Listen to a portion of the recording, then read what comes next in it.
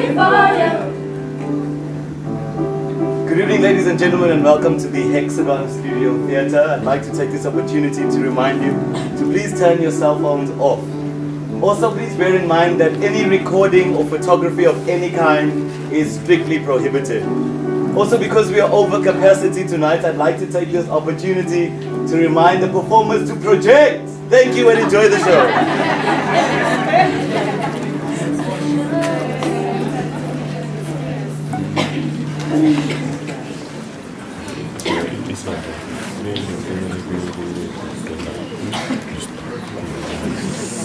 Papa me bunyame tubele zihlathini umoya wami udukile. Papa me bunyame tubele zihlathini umoya wami udukile. Papa me bunyame tubele zihlathini umoya wami udukile. Papa me bunyame tubele zihlathini umoya wami udukile. Papa me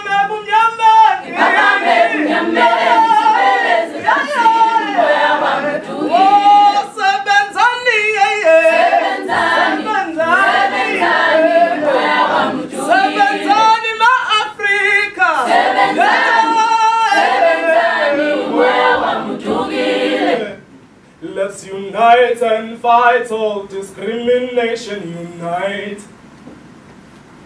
Let's unite and fight all discrimination, unite. Mastanganeni ma-Afrika. Let's unite and fight all discrimination, unite. Discrimination, unite. Let's unite and fight all discrimination, unite. Unite, unite, unite. Let's unite and fight all discrimination, unite.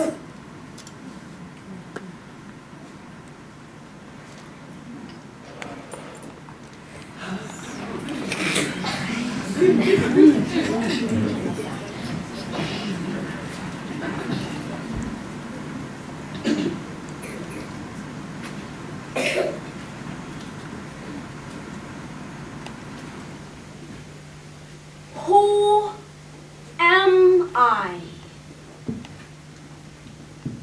I am a woman. That woman who not so long ago was beaten and deprived of simply being a woman, of simply being a human.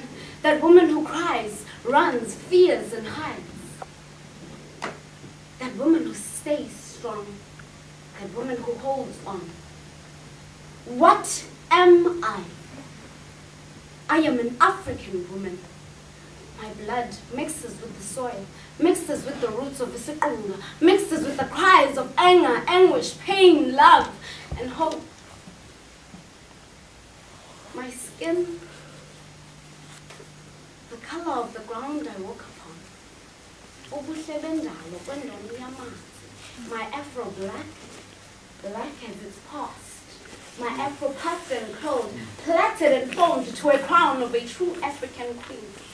Wasana, my afro, the length of my afro determining the length of my struggle. Puffed and truly black, and African through and through. Though my past still lingers behind my ears because I still hear the cries of Abantu, Umuntu. I still hear the cries of my people. I still hear her tears falling down, silently down her face. I still hear the cries of Abantu, running, screaming, running, crying, burning. Those are the cries of my African people, my African pride. Dithetha ngomama Africa. That same woman who was forced to leave her land and head to a land foreign to her. That same woman who was forced to leave her ancestors behind. That same woman whose power is in her words, whose pride is in a step. One needs not ask because her history is written in the depths of her eyes. Shh. Ask no more, for I will tell you. I am a woman. An African.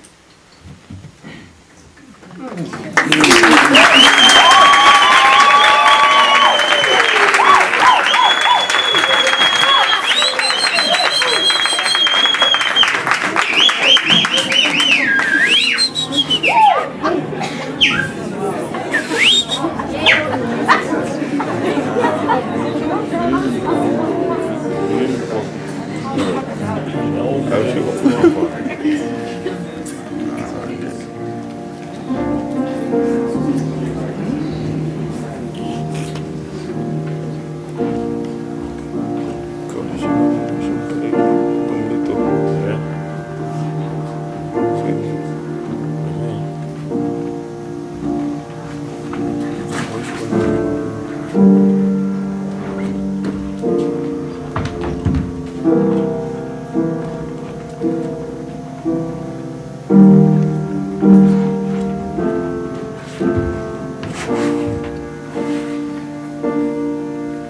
built sand castles that were washed away. I made you cry. They walked away. Oh, I know I promised that I couldn't stay. Every promise don't work out that way. Your heart is broken, so they walked away. Show me your scars, they won't walk away. Oh, 'cause although I promised that I couldn't stay, but every promise don't work out that way. No, no, no, no, no. Every promise.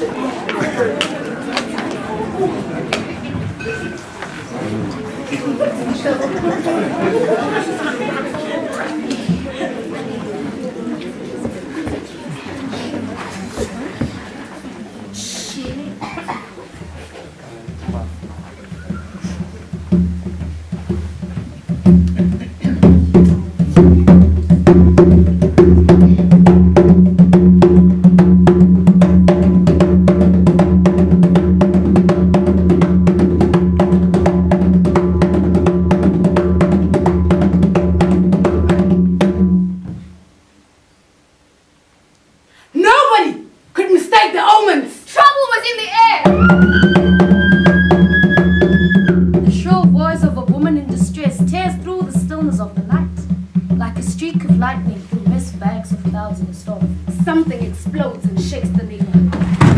Amber tongues of fire leap to the sky and light the hills for miles. A moment later, another voice pierces the midnight air, also a woman's. The pattern is always the same. The explosion, fire. It went on like that, right through the night, from hill to hill, until Cato Manor looked like a demonic hell, roaring with fury from every side. Earth's ugliest things lurked in the dark. Nobody could unravel the mystery of the Indian women screaming in the night. The explosion came from the water. Only the flames told the whole story. The Zulus were on a warpath. The Zulus were terrible when his fighting instinct was roused. They asked no questions and they gave none. The Zulu was brought up to believe that he must never ask mercy of his enemy. In that mood, danger, pain and death seized all together to him every people. Like at the historical Battle of Umuntu, the Boers surrendered themselves to their wagons. A log they called it. The Zulus came down the hill from every side, wave after wave of the bravest in the land.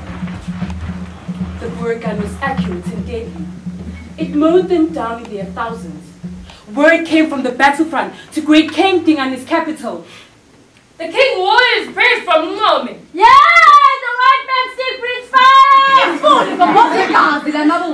From every mountain pass, from every hill and valley, comes a spontaneous song. Sai Savalenda, Sai Savalenda,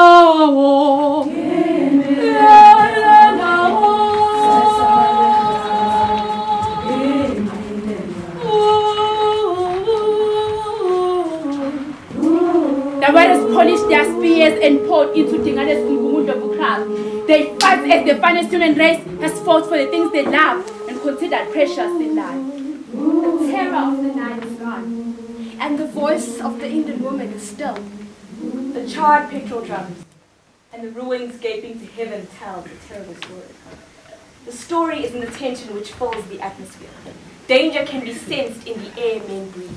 The streets of Durban are like the streets of the city of the dead. The great factories in the industrial areas are all quiet. So quiet indeed that from the center of the town can be heard the distant hum of 1,000 voices in song. It is ominous in the midday air. It cannot be mistaken. It is martial music. The Zulus from the point are coming. They sing and march and follow, just as their ancestors had done at Ngome. They're a community by themselves. They're isolated from the rest of their fellow men in the city by miles or past hotels over the beach front. Farther afield, they are also separated by the white man's main trading center. Elsewhere, the Zulus are surrounded by the ocean. These are pigmen at the peak of their strength. Work continued without ceasing at the points, day and night. Zulu men whose wives and children are starving in the location and are only offered a few shillings, far less than what men of their race earn elsewhere. That is how things were at the points. You had to work like a demon, think like a demon, and live like a demon to earn bread for your children.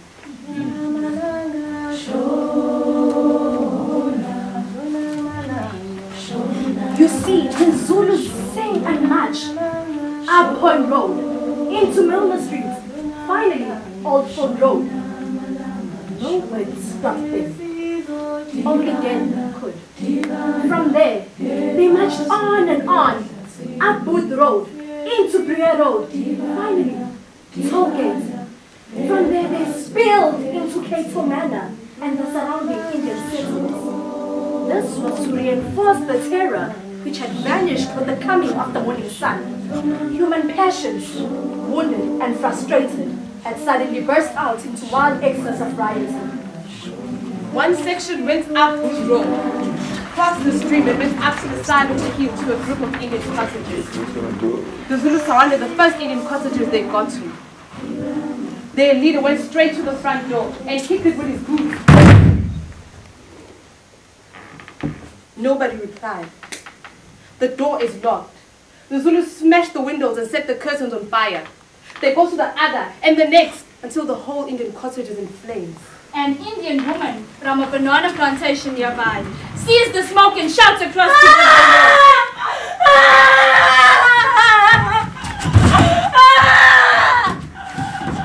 Halfway down the road, a group of Indian men tried to stop her. You can't go there. They'll kill you. My children!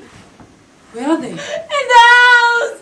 You can't go there. Is that all you can do for me? The Zulus are coming from that point. Don't go there. Fear grips her. She has stopped running. She remembers the ugly stories she has heard about the men from the point. No woman visits them in their compounds except by special permission. In the soft wind that blows. Her ear catches the wail of her two daughters. She tears past the men trying to stop her, dashes both roads, crosses the streams and runs up the hills. And it's by this time she can hear the voices of her children very clearly. What else can a mother do? Her arms and legs tremble. She tries to pull herself together, but her legs get caught in the fire of the sun. She stumbles and falls. But to fall that day was to invite trouble. Serious trouble. Because danger lurks among the bananas and in the grass between the plantations. The Indian woman struggles to rise to her feet when she hears heavy footsteps behind her. She turns her head.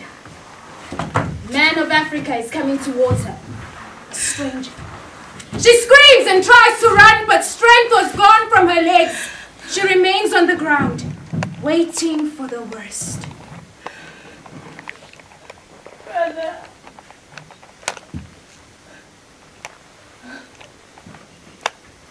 Her voice is like a whisper from another world. She tries to say more. In vain. He hears. The hardness from his face begins to melt. The Indian woman's heart beat faster, half in fear and half in hope. A helpless and beautiful woman had to be scared when a man who could kill her starts showing her a kind face. Besides, his clothes were in tatters. He stands to gain by looting Indian homes. He was barefoot and could, merely by joining the mob, get himself a new pair of shoes. There was something remarkable in this face. Poverty and the stains of suffering in a white man's world had carved massive wrinkles all over his face. His lips were anemic. But between the roughness and the wrinkles on his face, the Indian woman deciphers a language in which she understands. A language of mercy and compassion, which made her feel no longer in the presence of a stranger, an enemy, but she felt in the company of a fellow human being. And with that came hope. The Zulu's first impulse had been to walk past. His people and hers are at war. At least that's what he thought. She was an Indian, and he an African. The fashion in South Africa is to evaluate between vice and virtue in terms of race. Virtue is always on your people's side, and vice everywhere else. He resisted the temptation to take offense when an Indian started calling him brother.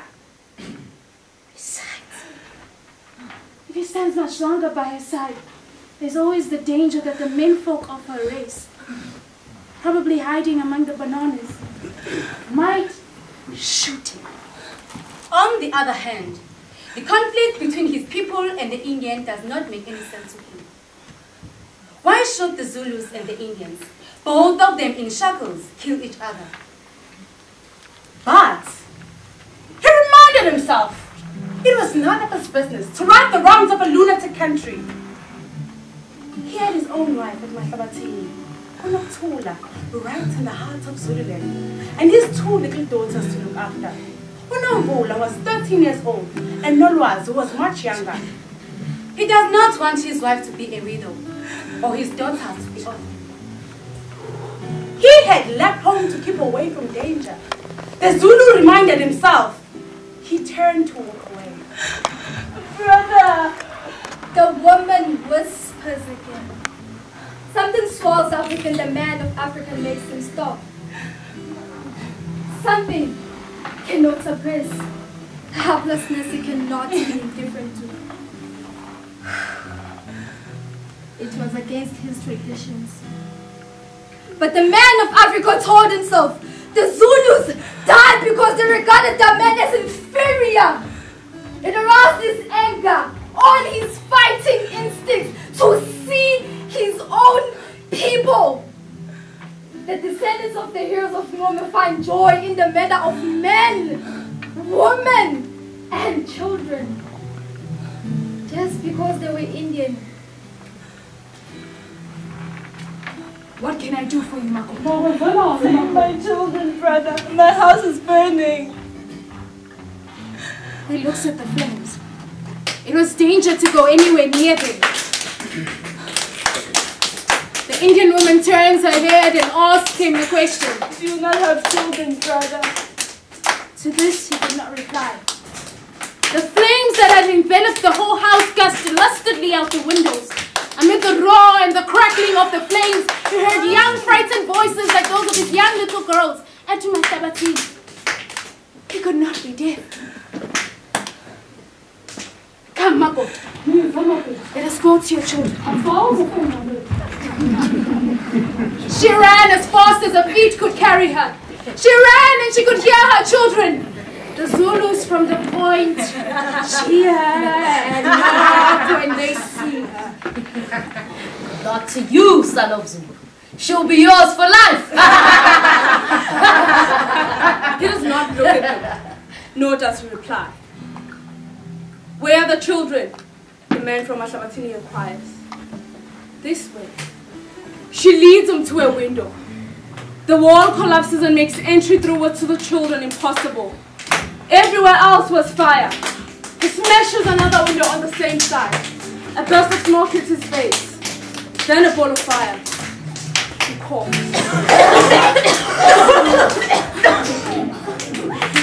subsides. He holds onto the sill of the window and he jumps inside the house. Nathan! The man shouts outside. He does not hear this. His mind is on the fire and the children. He brushes the flames off the tattered ends of his clothes with both of his hands until he gets into the children's door. Pushes it. Jams. The part of the ceiling in the children's room falls and makes a way for the Zulu. He pushes again, this time more forcefully. The door falls from its burning frame. The children are crying themselves hoarse with fright. They see him and they clap their hands. The Zulu's coat was in the flames and his right arm was burnt. The girls, they stretch out their arms. He flings himself through the flames and straight onto their pots. He takes them both by his arms, tucking their heads under his armpits with one supreme effort, and hurls himself at the raging inferno between him and the door. He falls into the burning floorboards. Yet a pointed piece of flaming wood pierces his left eye and destroys it. His face was scorched. He shoves the one child he held by his left arm through the window. And the mother takes her, while he strains the burnt arm as he does this. The second girl slips from his grip and falls onto the floor. She's too terrified to wait for him to pick her up. Yet she screams and starts running back and forth into the dense smoke. He follows her voice. He's exhausted and covered in flames, but he catches her. Then the Zulu slowly feels his way through the walls, and he gives her to the mother. The Zulus outside have stopped laughing. The fire has driven them a distance from the house. Amid the crackling of the burnt wood, the man from Mahlabatini hears the mother pacify her children.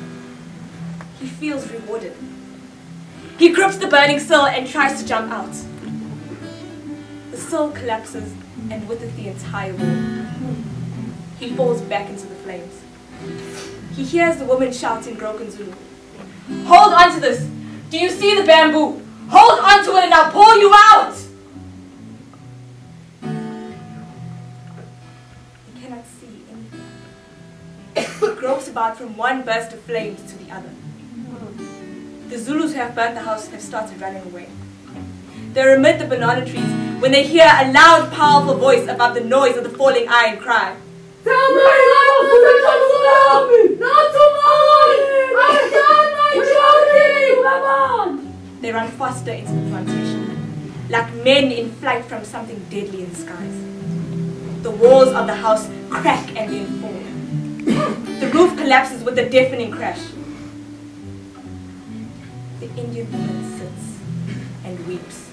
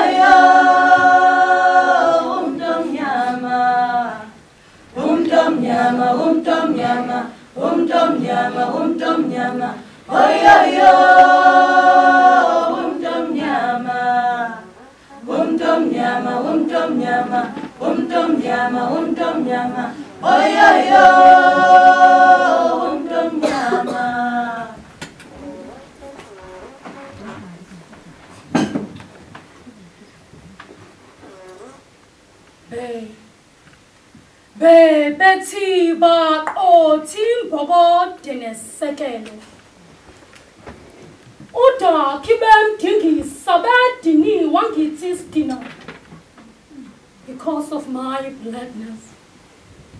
Get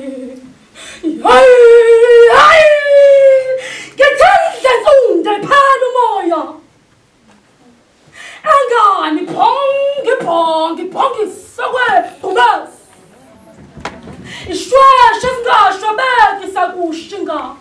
Bathi sishunga shana ngoba ngandanga mlomo njengemphenge.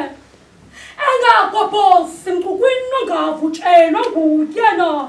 Isikhithiki taskiye kwakho beka magaku. Mqwayisa madoda inokuphithiphithi noxokozela. Bathi uqhawe bakabo phendukile nekwane. Wakabanucaba noxibeni ngenqoqo. Angani kwezwa kaloku qheqeke buqhaqamuke emagqumeni waqhamuka ntsundu yaqhamuka ingqungquli yeningizimu Afrika. Wayinza ntsundu eqhela umoya. Yes, I'm black, beautiful, powerful, but not full. Flimsiness shall never cross my path. Yes, I'm unique, my face, my skin tone, just the way I smile. Lies a victory song. I've got a passion, potential that pushes towards my mission. I is a sense of life, witnesses the courage, rebelling vulgaroos, guns against spears. Yay, yay, lana yippee yameshtamapa. Go, go to gang, guna pagate. Zulu, amyo, dota, uleni fwenima, kata, sabayo. Ukamba leningizimu Afrika. Uzulu lwilu julukile lakobhozikazi. Wakahlelwa, wahlahlelwa, wakandleka, wakafulelwa. Yikhafula. Hobin sensunde phela umoya. Basale bedidekile. Abadala bedidekile. Bedamesele. Yayi bedidekile. Khawe kuthi ikhawe lami.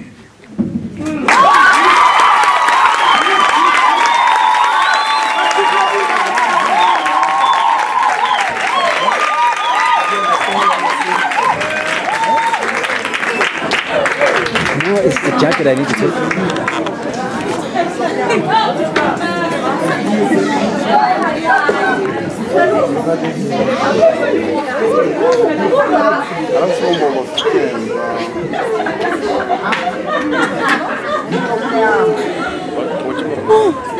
I don't know. That was 10 seconds.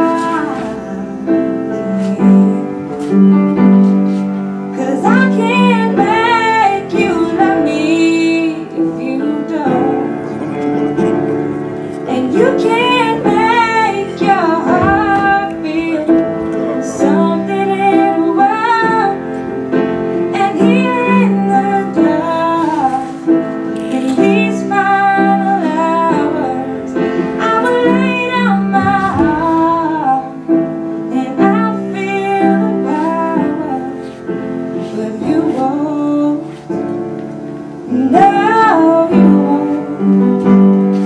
'cause I can't make you love me. If you just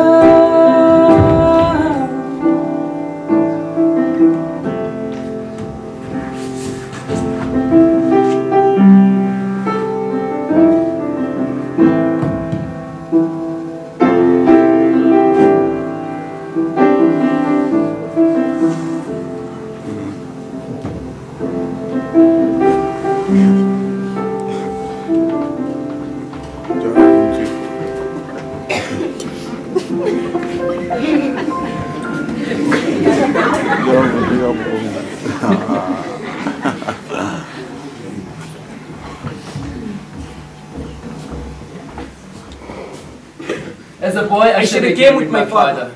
Played it every morning till I was 3. He would knock on my door, and I'll pretend to be asleep till he got right next to the bed. Then I would get up and jump into his arms. Good morning, Papa. And my papa, he would tell me that he loved me. We shared a game. Knock, knock. Until that day when the knock never came. And my mother takes me on this ride past sugarcane fields on this never-ending highway till we reach a place of high rusty gates. A confused little boy. I entered the building carried in my mama's arms. Knock, knock! We reach a room of windows and brown faces. But behind one of the windows sits my father. I jump out of my mama's arms and run joyously towards my papa, only to be confronted by this window. I knock, knock, trying to break through the glass, trying to get into my father. I knock, knock, as my mama pulls me away before my papa even says a word. And for years he never said a word. And so 25 years later, I say these words for a little boy who still awaits his papa's knock. Papa, come home because I miss you. I miss you waking me up in the morning and telling me that you love me. Papa, come home. Come home because there are things I don't know and I thought maybe you could teach me. How to shave, how to dribble a ball, how to talk to a lady, how to walk like a man. Papa, come home. Because there are things I don't know, and I thought you can teach me.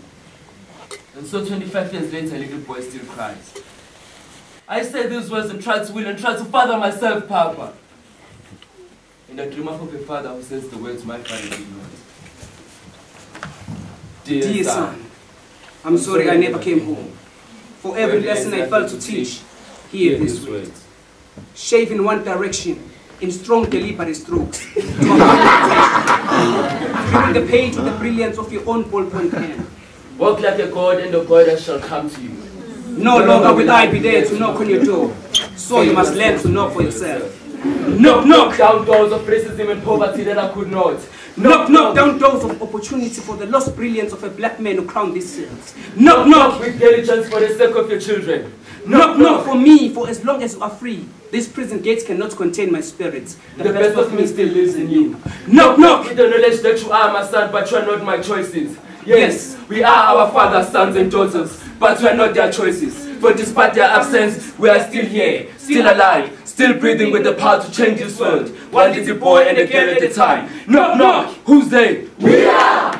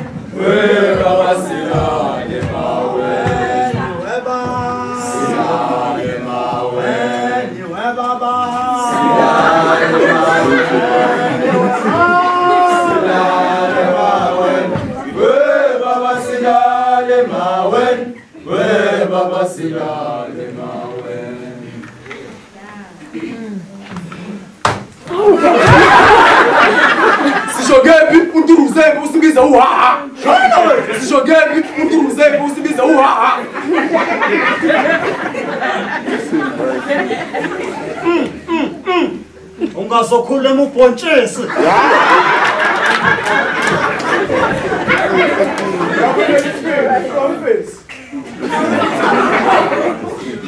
Uzulela dume amafini. Sure. Pini.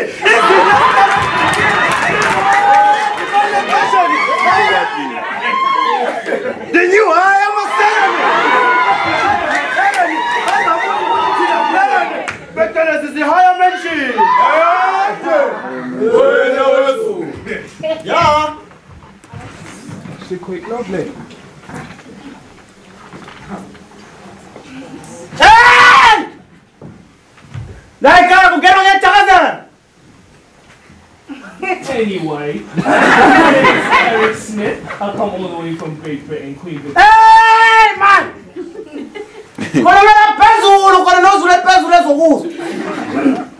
My name is Eric Smith. I come all the way from Great Britain, Queen Victoria. I bring the king some treasure. I want to ask if I may have some land, perhaps. Where's Borg? What's it? There's Kanyina. I want to go the man so but Smith, Mr. Smith there.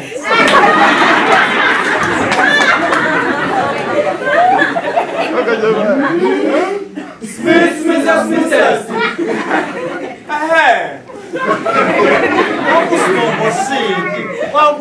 Singing, sono adesso. C'è l'angelo, c'è l'angelo. Hey! Again.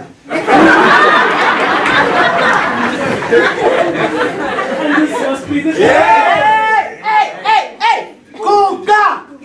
Coca!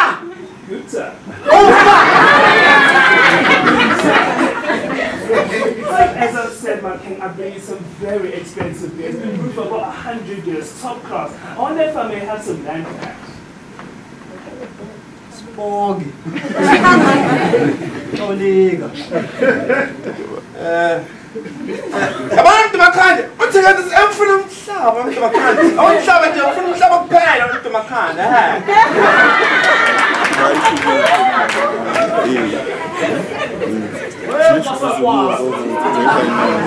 I'm shy of Umuntu.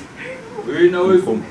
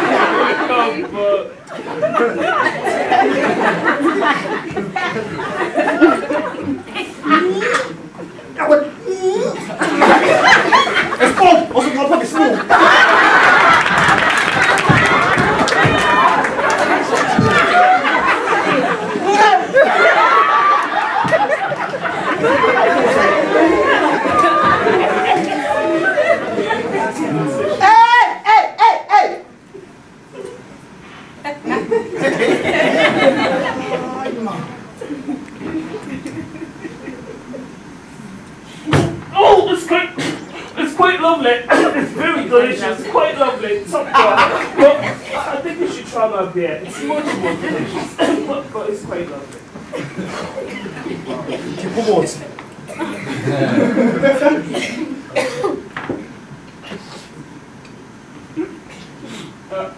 If I may.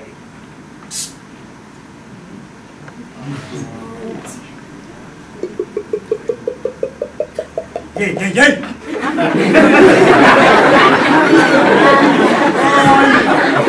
Usumlinya! Isitawa! Isitawa wena!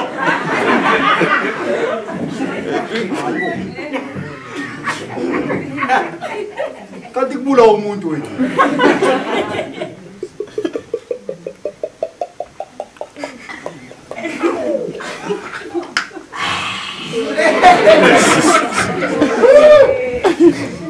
Well, just poor and do. Hey, so como phone ya.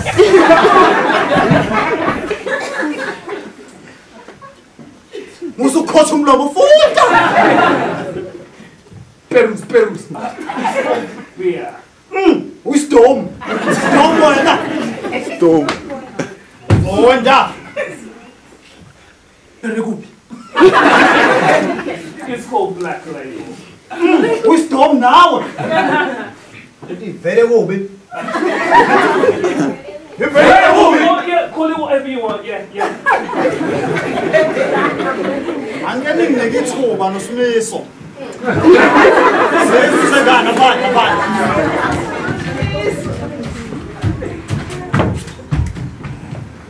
I wonder if you maybe drink rubbish here. Oh my gosh. Is this the guy? Yes. Hello, sir.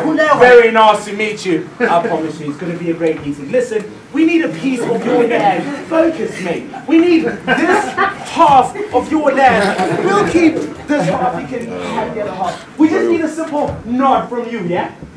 Okay, he seems a bit confused. Listen, Marking, we need this half of your land. We will keep this half and you can keep that other. Focus, we need a nod from you, yeah? Okay, that looks like a yes. Smith, deal with the paperwork. You there! Come hither. Come this way. Walk slowly, mate. Come. Focus.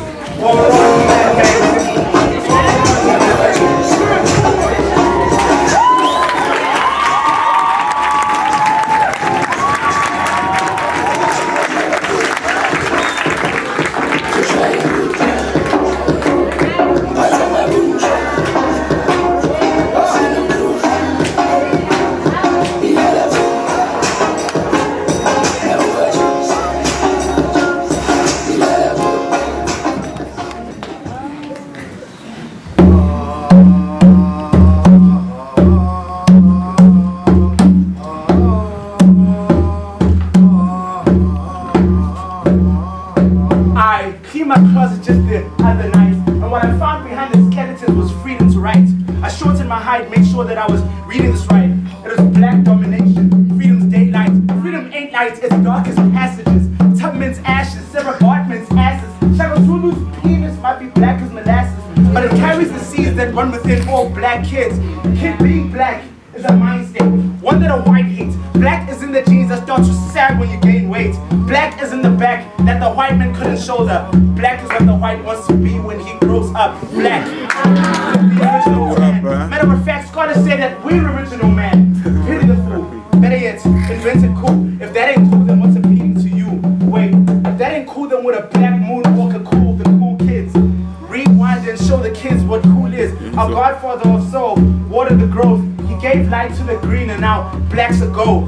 Blacks from old were black males were blackballed. Black backs were torn and told to remain calm. We have weathered the storm, forever we're born. Forever we're home, forever's God's star at the dawn. We reborn from the ashes, we rise with the fist. We're still attached to wet shoulders, backbone in this bitch. If I ever had a chance, I never would switch. Tell me a color that's better than this. Black skin, black kids. Go ahead and fill it in your melanin. Yeah. Black skin, black kid. Go ahead and feel it in your melanin. Showcase.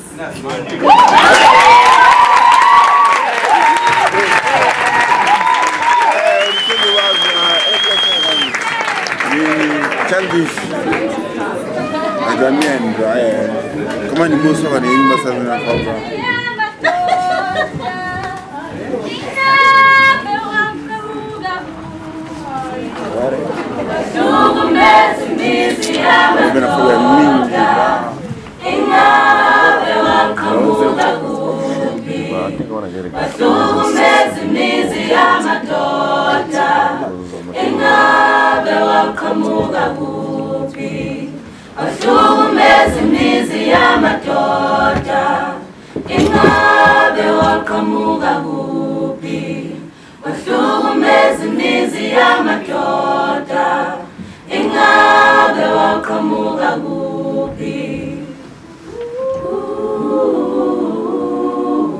You may write me down in history with your bitter, twisted lies. You may tread me in the very dirt, but still, like dust, I rise. Does my sassiness upset you? Why are you beset with gloom?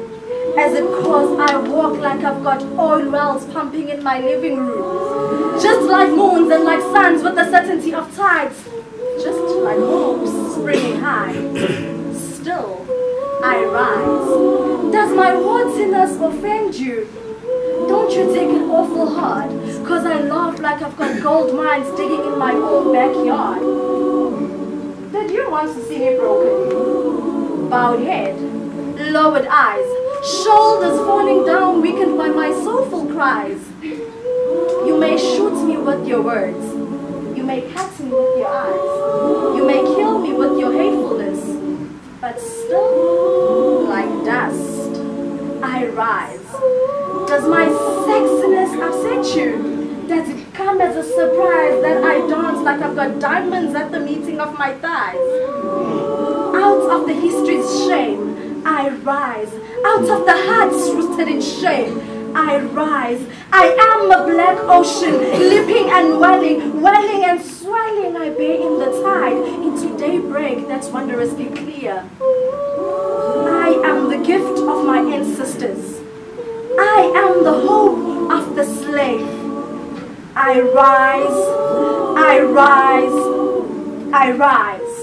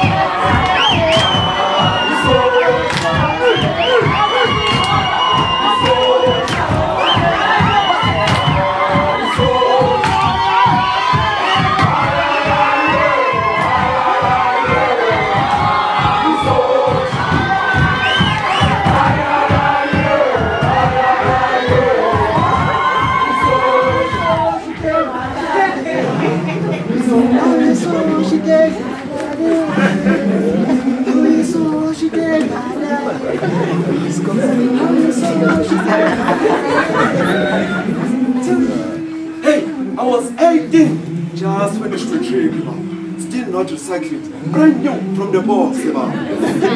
I was so looking forward to getting my first job, even though our ship has started to sink, with the inflation rate taking off, rising faster and faster than a Ferrari. This was when everyone in South Africa became poor and poorer. But still, I had hope. I kept myself busy, playing a guitar in church, of which I enjoyed the most. Because I was raised to be a holy kid, holier than thou. But I should admit that in some cases I could sneak to Omakera just to watch Inyaganya. Yeah, I watch programs like Dynamite Deep Proof Dude. No Bamburang. And what's that guy, that famous guy's name? The one who was the first to walk on the moon. I win. Jackson.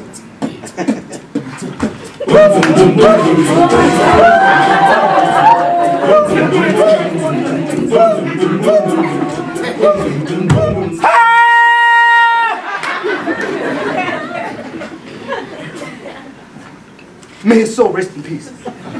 Even though that I hear that he's making much more money now that he's gone underground. Well, there you have it. My conscience is now clear. Bless me, Father, for I have sinned. Anyway, at the beginning of that year, Satan Kosa sister from church caught my eye. A sweet 16-year-old. She was always on my mind, in my heart.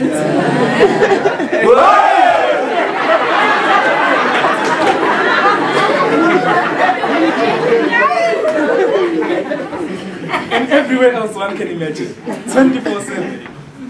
So, even when I knelt down to pray, the first two words that would come from my mouth would definitely have her name. Her name was Faith. So my prayer will start something like this. By faith.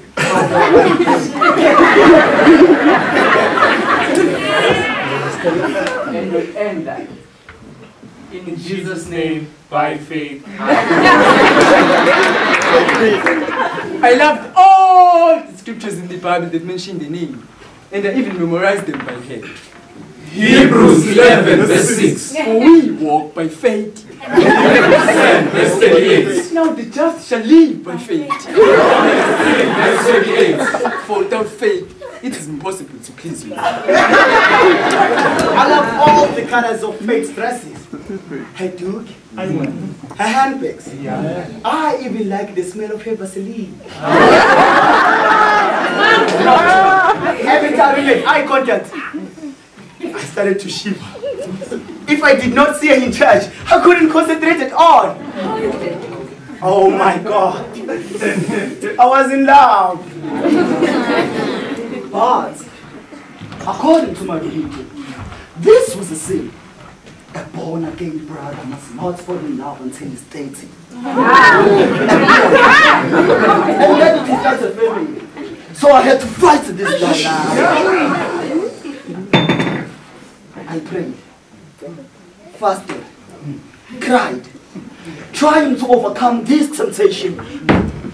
Oh Lord, I pray you remove faith from my heart.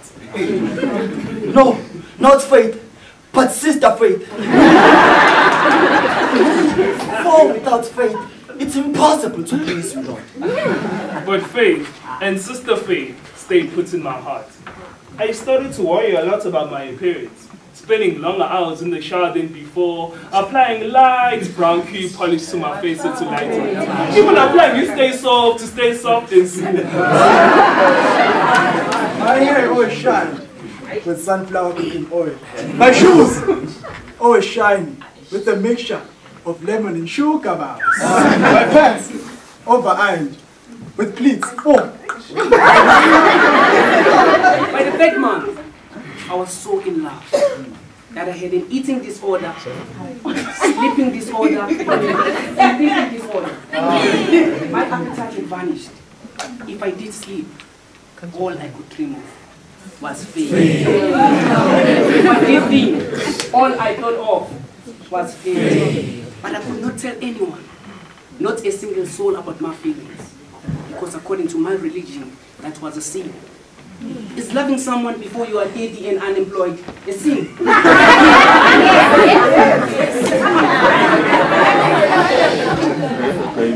If I chose to tell Faith that I loved her, I would be walking the wide road of sinners. And if I chose the narrow road of righteousness, I would have to wait another 12 years of agony and endure a long, long, monotonous process. And then, and only then would she become mine. God willing. You'll never get famous! Until the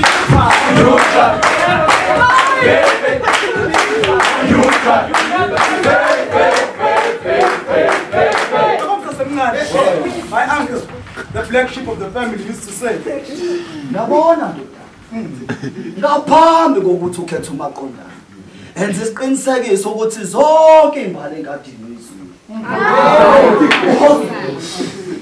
uhoke ngobe ukufanise nokuyesitolo uyothenga isicathulo ifaka onyawo uphenduke ubaba onyawo uphenduke ufanise nalesa sicathulo ngaphambi kokuthi usikhokhele awukhumbule wekhulu awukwazi ukushintsha isicathulo noshintshe futhi ngeke uphenduke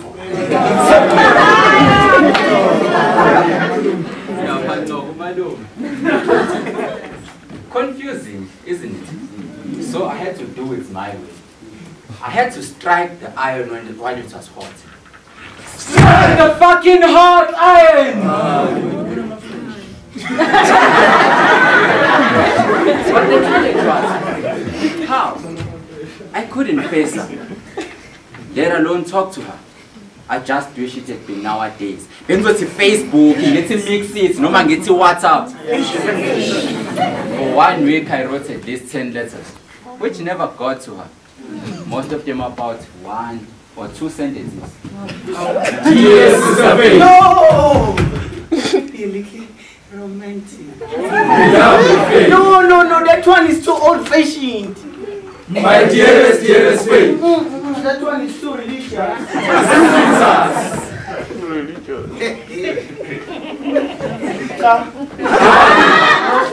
My one and only. Rose is a lady.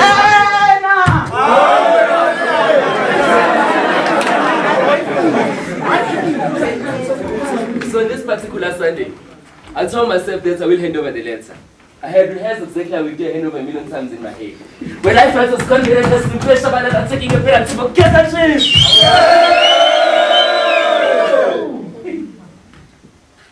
I had a feeling that this was it.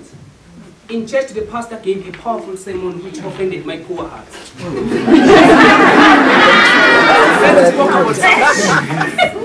First spoke about Samson, that Rasta man who divulged the top secrets of the national security after being seduced by Delilah. No, not Delilah. Delilah. That bitch put Samson between her tempting darts and stole his power. With love, Samson was condemned to a life of an outcast and died a terrible death, all because of love. The pastor then went on to Lucifer, the best heavenly pop idol, who allowed praying to get to his head and wanted to overthrow the Almighty. His big round behind was then kicked from heaven, and now he's a junkie in hell. I refused to be scared. I refused to be like those losers. I was convinced I was in love and with Faith. I would hand my letter over to Faith.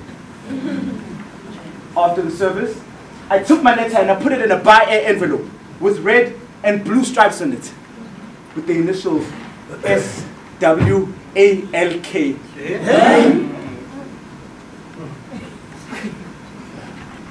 Miss, you know what SWALK stands for, right? For you mojos have never been in love. It means sealed with a loving kiss.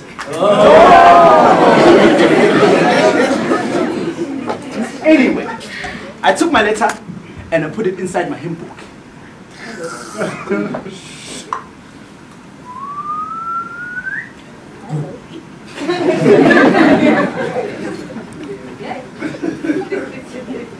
And then, like a possessed man, my heart pounded. I walked up to Faith and for the first time looked in her eye and whispered,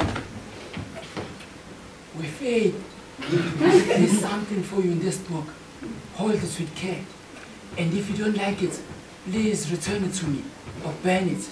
Please do not let anyone see it." With that, I ran home with as much energy as a meerkat. In my heart, I felt great. But my mind was filled with guilt,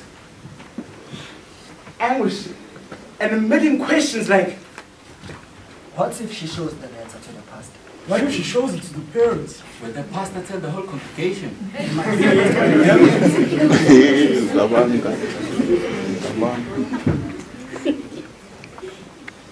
On a more positive note, I asked, why if she also feels the same way I do? Monday, Tuesday evening or into the evening service, my courage was starting to leak out. All I thought of was Faith, her parents, the pastor, my mother, the congregation, and the shame I was letting myself in for. I just wish I could reverse the day I handed over that stupid lady to her shit. As I got to church, I saw the famous dress from my dreams, and all my strength deserted me. It felt like we're in the war movie. When the bomb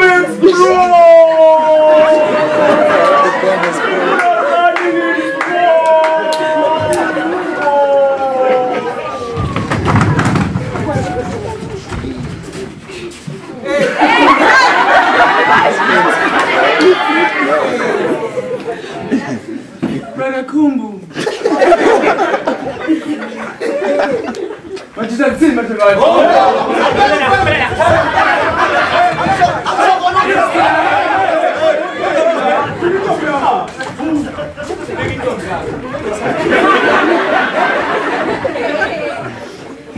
Brother Kumbu.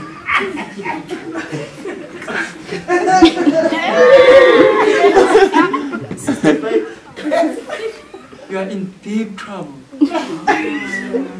Here's my hymn book. Take care of it. There's something inside for you.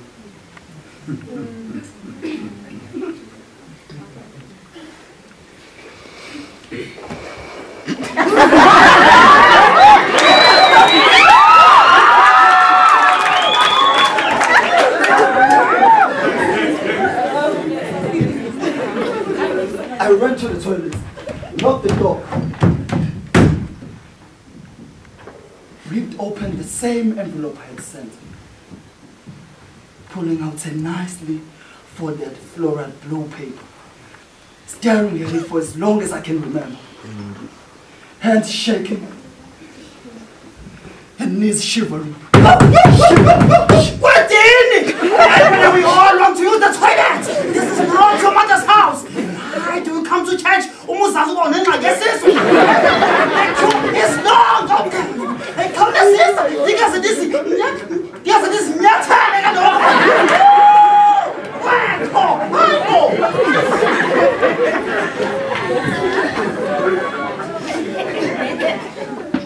The church service was halfway through. My heart was beating fast. Voices, strange ones were shouting in my mind. There was no way I could stay. So I left. I went home and sat on the floor.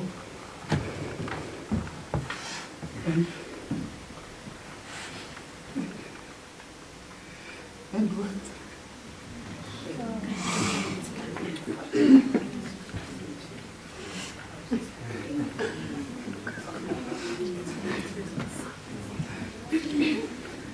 Brother Kumbu, it's wrong.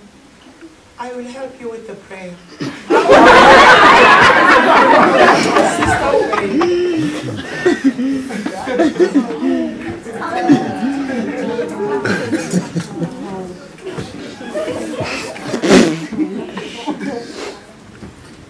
I felt numb and stiff like Robocop.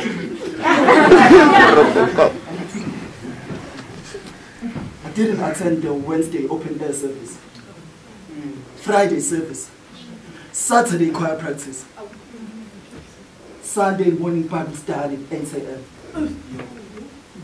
I was a fugitive, an asylum seeker, with mixed feelings and full of trepidation. I steeled myself and went to the 9 a.m. service. I sat on the bed, terrified. My plan was, I'd be the first one to leave the church. I was so ashamed to face Sister Faith. I thought she thought what a terrible sin I was. Then a chorus was sung. Thina siphume ngamlezweni. Yebo unjalo unjalo unjalo yebo unjalo unjalo unjalo yebo unjalo unjalo unjalo yo amen. Thina siphume ngamlezweni. Yebo unjalo unjalo unjalo yebo unjalo unjalo unjalo yebo unjalo unjalo unjalo yo amen. Oh, Tito Babu. I knelt down and prayed, asking forgiveness for my sins. I was a sinner, and there was no way out. I even forgot to be first out of church.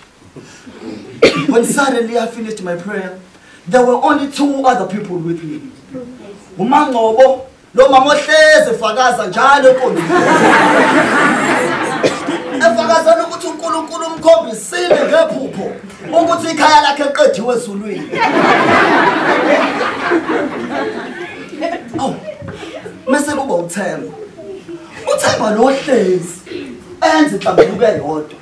Njalo uma khona abazoconfessa engaphuthele. Praise the Lord, Basanwa! Basanwa!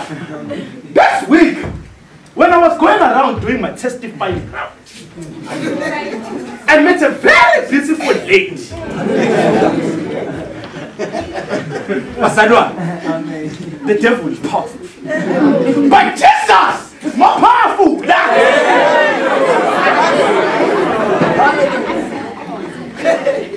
As I was about to tell you about Jesus, the devil, he jumped in and made me propose to her.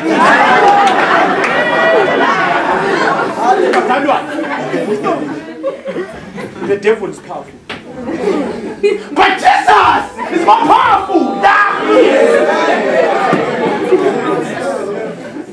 But I don't begin wrong. But I have prayed for forgiveness. And now I am the path of the righteousness. Hallelujah! Oh, hallelujah. Oh, Themba. I walked out convinced that my sins were forgiven. I was sanctified. So I was looking forward to ask for forgiveness from Sister.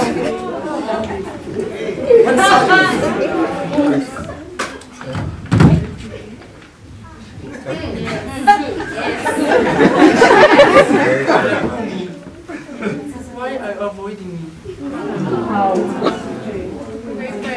Here's my info. Take care of it. There's something inside you.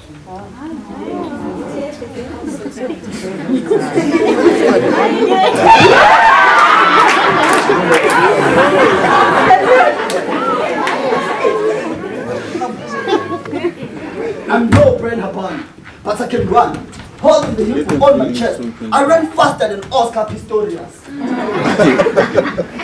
I sat at my house, ripped open the envelope. Dear Kumbu, I'm trying but failing to ignore how I feel about you. But maybe we need to talk. And why have you been avoiding me? Have you changed your mind? Or you were just not that serious? Waiting for a reply. Faith. P.S. Please destroy this after baby. What a try!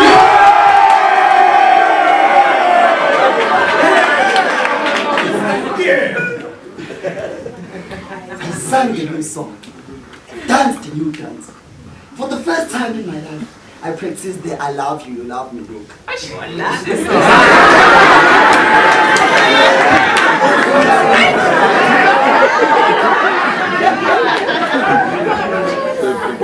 I felt the feeling that you feel when you feel the feeling of walking on the moon.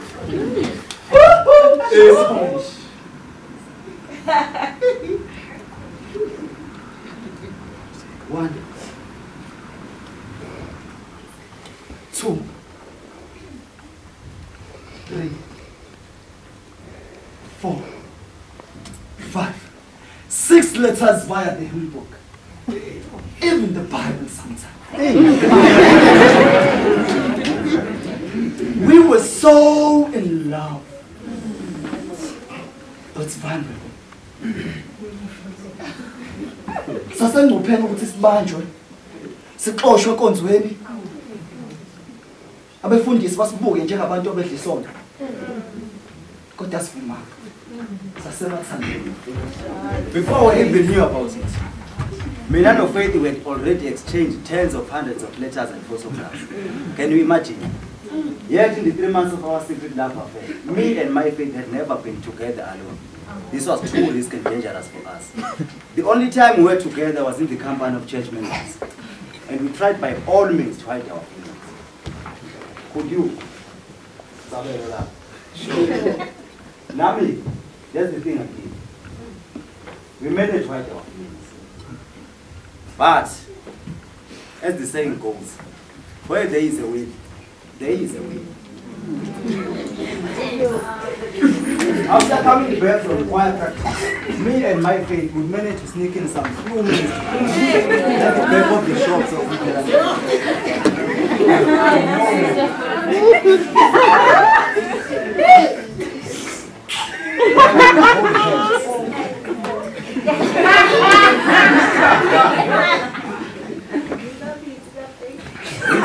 about our future, which looked brighter than that of Barack and Michelle Obama.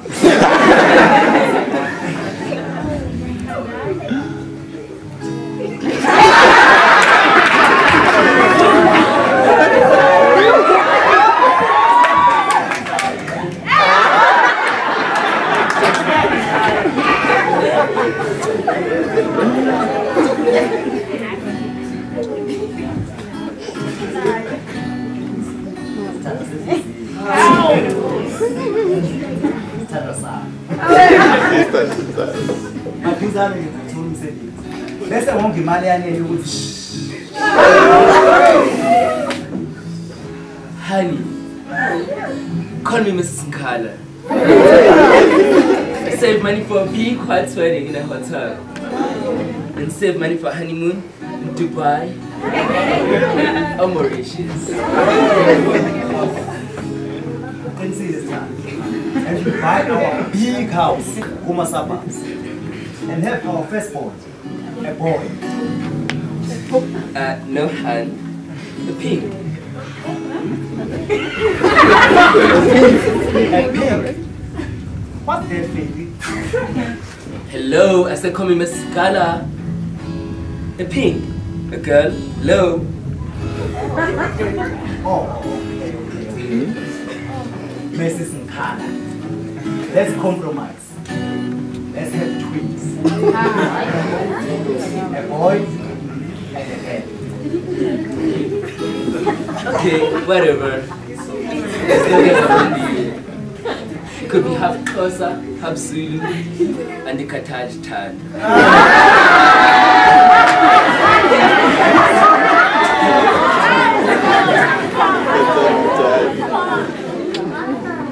I love my drink mixed.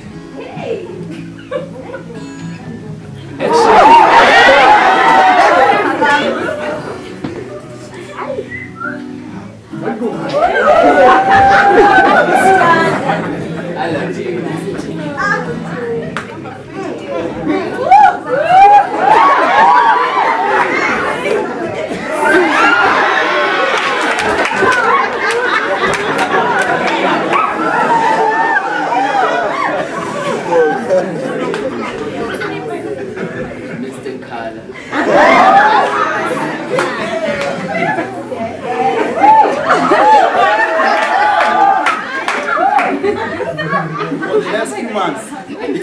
things were between me and my faith.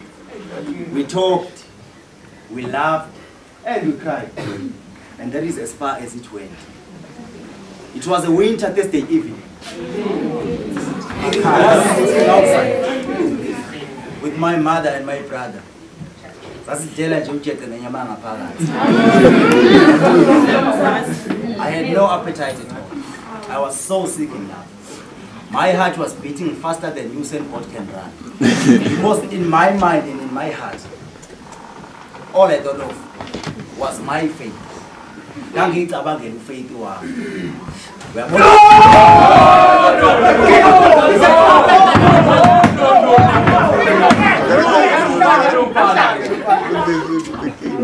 Not my daughter! No! No! No! Not to the poor of the poorest Zulu boy! No!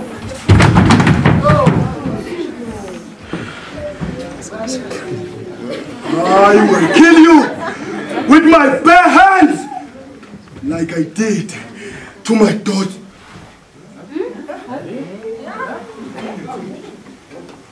No, not my daughter. That bitch, that whore. You are about to join faith in hell. Your father will welcome you now, you fucking Zulu cockroach. You fucking Zulus. We tried to finish you up, but shit, you always pop up like fucking cockroaches. You're licking a piece of bread. You're licking a piece of untoasted toast. No matter how many fucking cans of fucking doom you fucking spray, the fucking Zulu cockroach will always fucking pop up.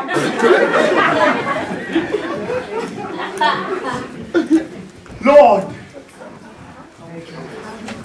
in Jesus' name, by faith, I pray. Please forgive me for I'm about to kill the second sinner tonight.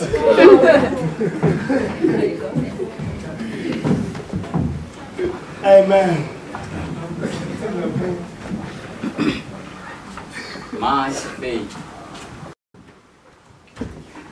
My faith, whose feet I massage not. My faith, whose lips I kissed not. My faith, whose breast I massage not.